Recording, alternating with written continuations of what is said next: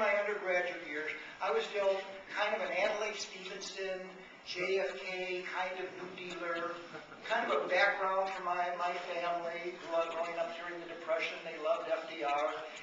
And I happened to read in an economics class, Capitalism and Freedom. And it was an epiphany for me. It changed the way I thought. So you can imagine I had this hero status of a guy who was so fundamental in my own thinking.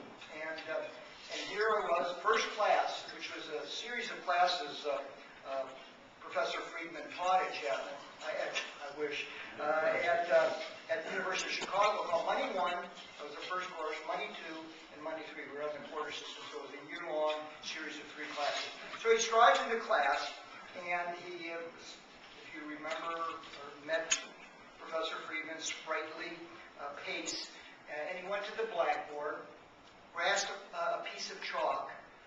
I guess as a disclaimer, for those of you who are under 40 years old, chalk is kind of a strong substance that leaves an impression on slate boards. As I look around this group, I think I don't have to say that. What chalk is. Anyway, he started writing at a furious pace, and what he did was to write down a series of what seemed like very innocuous truisms.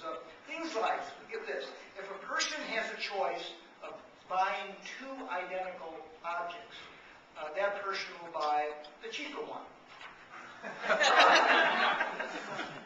Friedman asked if we had any questions about the statements on the board, and since they all seemed so intuitively obvious, we didn't, and he said, "Oh, thank you," and he left.